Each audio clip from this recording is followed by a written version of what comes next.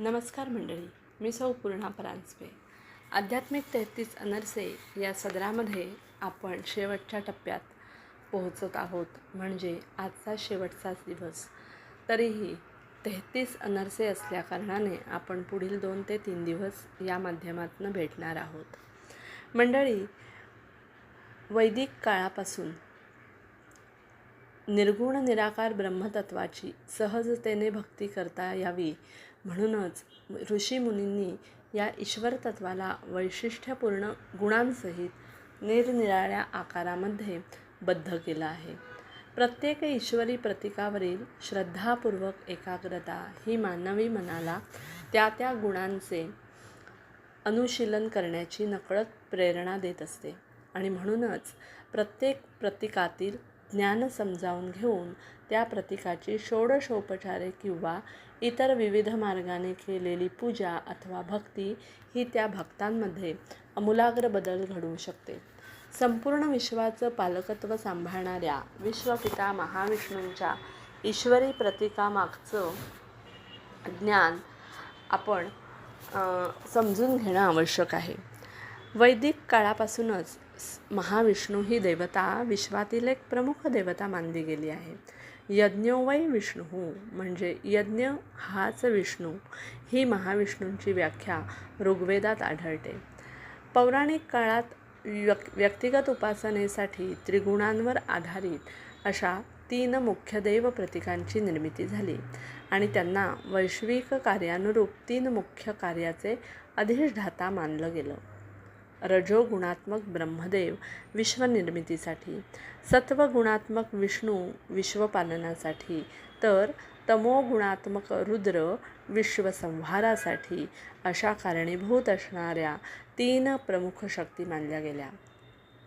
मंडळी, त्यापैकी महाविष्णुरूपी पालनकर्त्या वैश्विक शक्तीचं अधिराज्य विश्वाच्या निर्मितीपासून ते विश्वाच्या लयापर्यंतच्या काळात संपूर्ण विश्वावरती आहे. महाराष्ट्राचं दैवत असलेला पंढरपूर क्षेत्री निवासी पांडुरंग म्हणजे साक्षात महाविष्णूचं भक्तांकरिता साकार झालेलं रूप आहे. संत ज्ञानेश्वर त्यांना बाप रखुमा देवीवरू म्हणजे रखुमाई रूपी प्रकृतीचा पती असलेला आमचा बाप असं संबोधतात. तर तुकाराम महाराज त्याला नमो विश्वरूपा विष्णुमाय बापा अपरा अमुपा पांडुरंगा अशी आर्तसाद घालतात. मंडळी, पालनकर्त्या महाविष्णूची 2 प्रतीकं विशेष प्रसिद्ध आहेत. एक म्हणजे शंख, चक्र, गदा, पद्म आणि धारण केलेले चतुर्हस्त रूपातील प्रतीक आणि दुसरं क्षीरसागरात शेषशयन करणारे पायाशी लक्ष्मी असलेलं प्रतीक.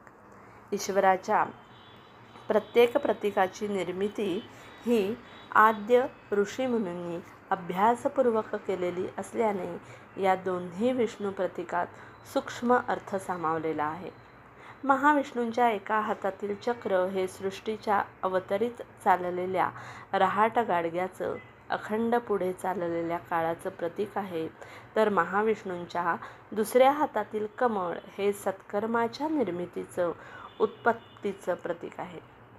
ध्रुव बाळाला आढळपद देण्यापूर्वी त्याला प्रजापालनाच्या स्वकर्माची जाणीव करून देणं आवश्यक होतं आणि याकरिता महाविष्णूंनी याच्या आज्ञाचक्राला पदस्पर्श केला आणि त्याला समाधीतून जागं केलं असं वर्णन पुराणात आहे.